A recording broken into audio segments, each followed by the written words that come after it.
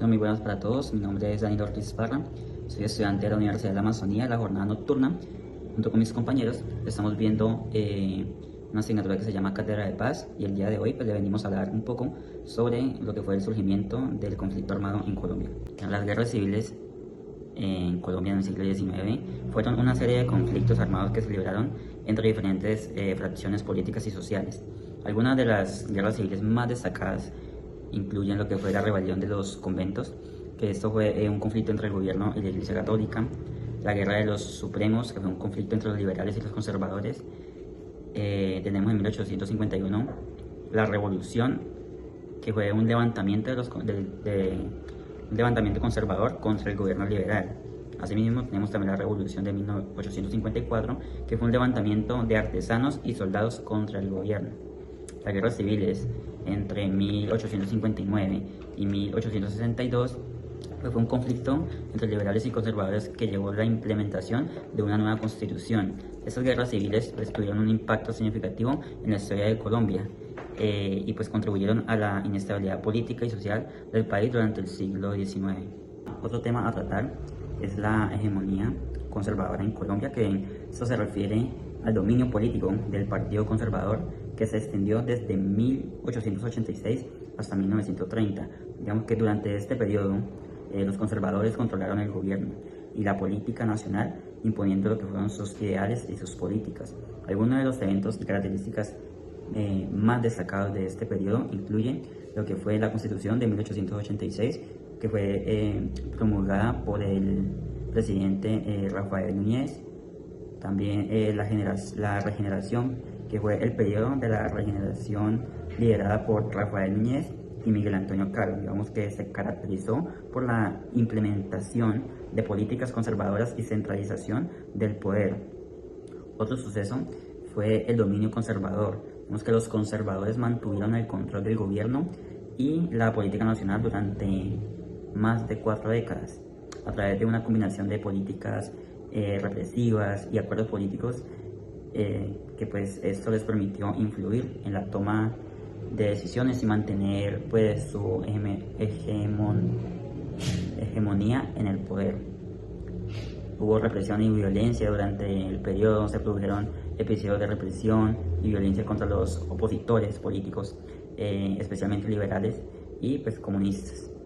Hubo una crisis económica, digamos que la hegemonía conservadora enfrentó desafíos económicos, incluyendo la crisis del sector cafetero y la dependencia de la economía colombiana de los productos primarios. Esto pues generó tensiones sociales, políticas, que contribuyeron al declive del régimen conservador.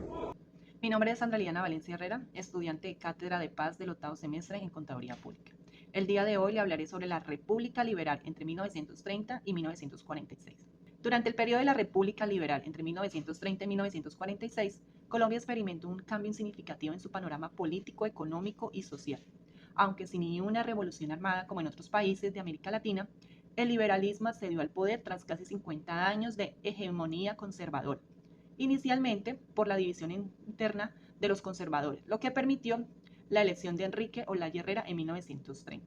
La llegada de los liberales al poder en 1930 marcó el inicio de la República Liberal.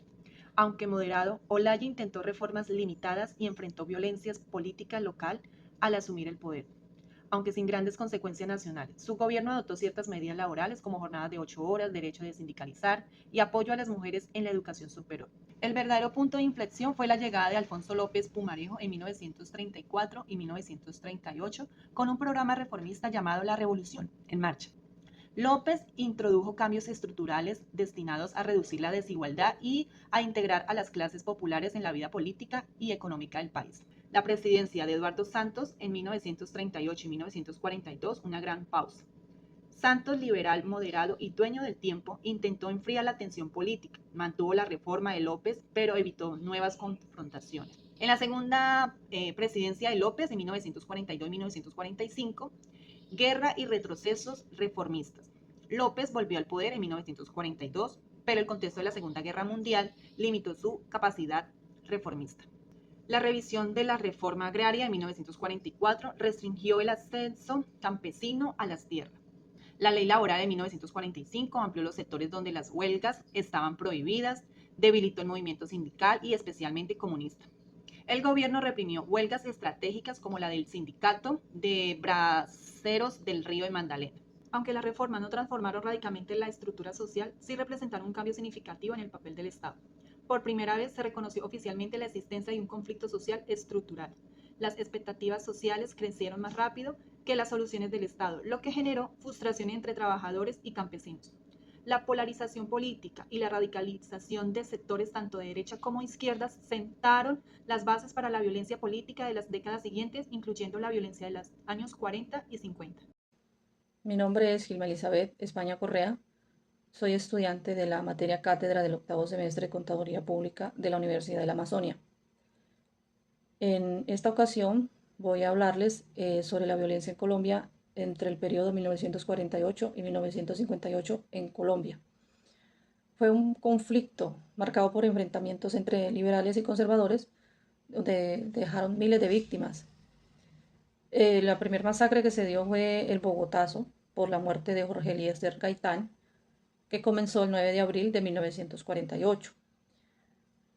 Asesinan a Jorge Eliezer Gaitán, líder liberal con un gran apoyo popular, y su muerte desata una revuelta masiva en Bogotá, que se expandió por el país aumentando la polarización política.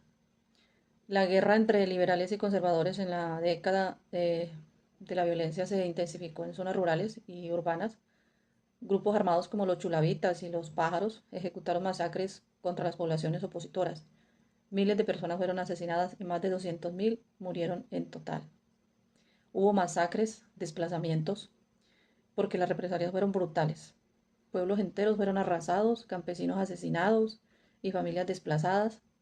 Esta época dejó una huella imborrable en la historia colombiana. Finalmente, en 1958, los partidos llegan a un acuerdo que se llama Frente Nacional, hacen una alternancia entre el poder que ayudó a reducir esta violencia, pero sin resolver sus causas profundas. Ya para terminar, se les puede comentar pues que la violencia en esta era de 1948-1958 marcó a Colombia para siempre, porque fue un periodo de muerte, de miedo y desplazamiento que dejó cicatrices profundas en el país. Ok, dándole continuidad a lo que han venido hablando mis compañeros sobre el conflicto armado en Colombia. Después de los años 60, donde surge las FARC y el ELN, ya pasamos a los años 80, donde el conflicto se agravó con el narcotráfico y la creación de grupos paramilitares. En esta época la violencia se volvió aún más brutal y descontrolada, ya que por el problema del narcotráfico los diferentes grupos se peleaban por las rutas y la población civil era la que se veía afectada. Entonces hubo mucho desplazamiento, las personas perdían sus fincas y salían excluidas de sus diferentes territorios. En los años 90, algunos grupos como la M-19 se desmovilizaron, llegaron a un acuerdo de paz y se integraron a la sociedad. Tras la desmovilización del grupo del M-19 y otros líderes sociales y políticos, surgió la Constitución de 1991, que es la Constitución que nos rige actualmente, que tiene más justicia social, más equidad social y tiene muchas ventajas respecto de la Constitución anterior. Sin embargo, la violencia continuó, o sea, no cesó el conflicto armado. Con el Plan Colombia, ya en los años 2000, se fortalecen un poco las fuerzas militares y se debilita las FARC. En el año 2016 hay un acuerdo de paz con las FARC, donde este grupo depone sus armas y se integra a la vida civil como partido político. Sin embargo, no todos los integrantes de las FARC firmaron el acuerdo de paz. Hubo una facción importante que hoy en día se llaman disidencias de las FARC y son las que andan en la ilegalidad actualmente. Pero además de eso, o sea, la violencia pues continuó, o sea, y en el postacuerdo surgieron bandas criminales, diferentes grupos, se incrementó el asesinato de líderes sociales y es algo que redujo muy mínimo en la violencia. O sea, fue importante, sí, pero no dejó de existir la violencia por el acuerdo de paz, ya que ahora hay diversos grupos armados. Actualmente estamos en el gobierno de Gustavo Petro y se impulsa algo que se llama la paz total. Esto es una apuesta por dialogar con todos los actores armados. Sin embargo, esto obviamente tiene muchos desafíos y pues ya se va a acabar el gobierno de Gustavo Petro y aún no se miran resultados importantes ni contundentes. Entonces, en este sentido, cerramos el conflicto, la historia del conflicto armado de Colombia y resaltando justamente eso, que el conflicto o las guerras que vimos no son de la actualidad, sino que han sido un suceso de aconteceres de la historia de Colombia y que han surgido por diferentes motivos, por la injusticia social, por la falta de políticas públicas, por la falta de inversión social. Ya para finalizar el video, pues el conflicto armado en Colombia ha sido una de las expresiones más prolongadas y complejas de la violencia en América Latina. Como pudimos observar a través de lo que expresaron mis compañeros, su raíz no es solo política o militar, es más que todo profundamente social, ya que la desigualdad, la exclusión y la falta de presencia estatal en las diferentes regiones del país han alimentado la confrontación durante décadas. Aunque el acuerdo de paz del 2016 que mencioné fue muy importante y marcó un hito histórico, el camino hacia una paz duradera no es solamente la deposición de las armas y que los grupos se entreguen y ya. O sea, eso es más profundo que eso. Se requiere de verdad, justicia, de garantías para los líderes sociales y oportunidades reales para las comunidades más afectadas del conflicto armado y para toda la población más vulnerable del país en sí. Hoy Colombia se enfrenta al reto de cerrar heridas abiertas, sin ignorar el pasado, construyendo sociedades más equitativas y reconciliadas. Entonces, espero que este video les sirva como información de todo el conflicto armado de Colombia, que les sirva como también educativo y pues como hay una frase célebre por ahí de un escritor que dice que la verdad nos hace libres. Muchas gracias por la atención prestada y hasta una próxima ocasión.